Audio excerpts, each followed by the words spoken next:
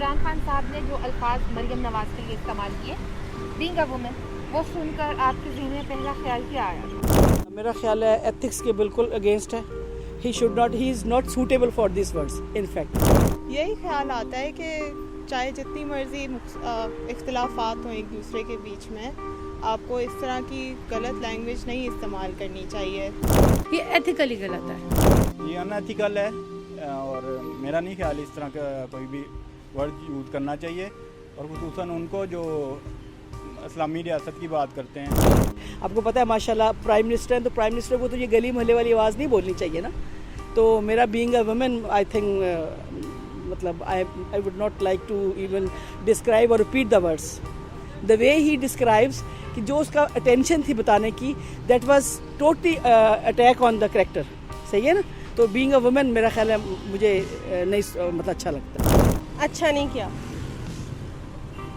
ये बिल्कुल भी इनको ऐसे नहीं करना चाहिए था. ऐसे जो इनका एक स्टेटस था ना, वो उस पॉइंट ऑफ व्यू से वो डाउन हुआ है. ये अच्छा नहीं, औरतों की रिस्पेक्ट नहीं है.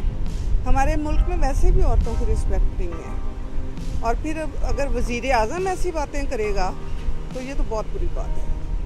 औरतों के लिए ऐसे बात करनी तो बुरी बात है. इमरान खान ने मुल्तान जलसे में जो अल्फाज मरियम नवाज के लिए इस्तेमाल किए जी. उसके बाद आपके जहन में पहला लफ्ज़ क्या आता है? पहला लफ्ज़ एक लफ्ज़ नहीं आता, बहुत सारी थॉट्स हैं, कोई एक चीज़ नहीं रह जाती सोचने के लिए. सेक्सुअल हरासमेंट आई थिंक पहली जो मेरे दिमाग में आती है चीज़, इट्स सीधा सीधा सेक्सुअल हरासमेंट. ये इतना पढ़ लिख के भी ऑक्सफोर्ड के तो मुझे वो लगे ही नहीं कि पढ़े हुए हैं, जब औरतों के लिए ऐसे बोल रही हैं. बाहर सोच ये नहीं है जो यहाँ पे है मर्दों की सोच, और अफसोस होता है बस. खान साहब इतना दीन दीन दीन करते हैं, एटलीस्ट उस दीन को जो है ना वो अपने अमल से जाहिर भी करें. ये नहीं कि जो दीन उनको सूट करता है वो दीन है, और जो दीन उनको सूट नहीं करता वो दीन नहीं है, वो लादीन हो गया. तो ये सोचने की बात है हमारे मुआशरे की भी.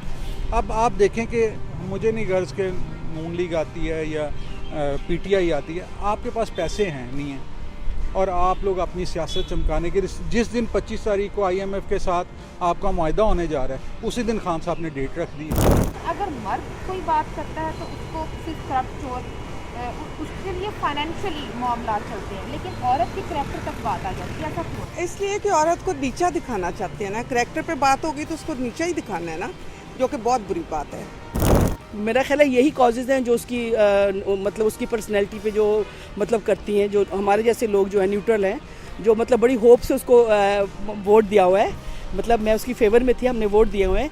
तो लेकिन जो होप्स है और जो उसका स्टाइल है, आई थिंक ये मे भी हो सकता है उसके सराउंडिंग में कोई इस तरह का है जिसकी वजह से वो ये अडॉप्ट कर लेता है. You can't say that about a woman. You just cannot, no matter in what profession, you just can't stoop that low. Personal differences पे मुझे वैसे ही लगता है पॉलिटिक्स नहीं आनी चाहिए. बिलावल भुट्टो की बोलने के तरीके पे, या बस नॉर्मल ये जो day to day every human differences हैं, political differences are completely different to that, right? But जो ये बात है, ये इतनी बस I think it's sexual harassment कि आप किसी औरत के बारे में इस तरह बात करो when you know कि किस तरह के मुआशरे में आप रहते हो, when people will idolize you, where people will actually you know follow what you're saying. अगर आप कहीं जॉब करती हो किसी जगह पे और आप वहाँ किसी शख्स की पॉलिसी से इख्तलाफ रखती हो, तनकीद करें और आगे से ये कहा जाए जवाब देने के लिए कि ये तो तवज्जो लेने के लिए कर रही है, या इस तरह से रिमार्क्स पास किए जाए जैसे खान साहब ने किए कि ओ तुम्हारा घर ना खराब हो जाए, क्यों मानी बात करना, आप कैसा महसूस करेंगे? बुरा ही फील करूँगी. ऑब्वियसली इस बात पे तो बहुत ही बुरा महसूस किया करूँगी मैं कि ऐसे क्यों किया जाता है. थोड़ी सी इक्वालिटी होनी चाहिए दोनों जेंडर्स में.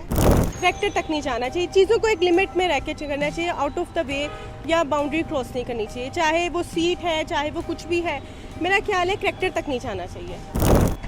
आप मरियम नवाज़ को और मरियम नवाज़ जैसी ख़वातीन को जो घर से बाहर निकल के काम कर रही हैं, जॉब कर रही हैं, सियासतदान हैं, क्या मैसेज देना चाहेंगी कि जब वो इस तरह के कमेंट सुने तो उन्हें किस तरह मजबूत रहना चाहिए, आपका मैसेज उनके लिए क्या है? नहीं, उनको बिल्कुल स्टैंड लेना चाहिए और बताना चाहिए कि हमारी भी हैसियत है इस मुल्क में, हम भी इस मुल्क के शहरी हैं। पाकिस्तानी मर्द को ये क्यों लगता है कि हर दूसरी औरत उसमें इंटरेस्टेड है? ये तो बंदों से पूछा जाए ना क्या प्रॉब्लम है। मेरा ख्याल है ये मैन्युफैक्चर फॉल्ट है बंदे में, हमारे पाकिस्तानी बंदे में।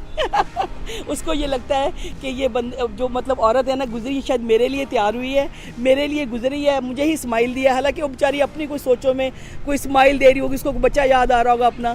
तो ये तो खैर हमें बचपन से ही सिखाया गया है कि बाहर निकलो तो ज़्यादा स्माइल दे के नहीं निकलना है, स्पेशली मर्द को देखो। तो इवन जब मैं कॉलेज में पढ़ती थी तो मुझे बताया जाता था कि बाहर बहुत अच्छा मूड नहीं रखना है, अपनी बॉडी को इस तरह मतलब फेस पे इस तरह नहीं करना है कि तू आदमी जो है वो सुपीरियरिटी कॉम्प्लेक्स में चला जाए। आपको लगता है कि इस किस्म के रवैये को नॉर्मलाइज करने से जो वर्किंग वुमेन है उनकी जो स्पेस है वो मज़ीद कहीं ना कहीं श्रिंक होती है? बहुत ऑब्वियसली ये तो एक पहली बात ये है कि he has a lot of power. उसके पास इंसान के पास बहुत ज़्यादा पावर है, जितना ज़्यादा पावर होती है उतना बड़ा इम्पैक्ट आता है सोसाइटी के ऊपर और उसकी वर्किंग क्लास के ऊपर। इस बात को समझने के लिए ये बात समझनी पड़ती है कि there is a victim and there is a culprit. There is a victim that is the women in this working class, मगर ये बात ही नहीं समझ सकती है सोसाइटी।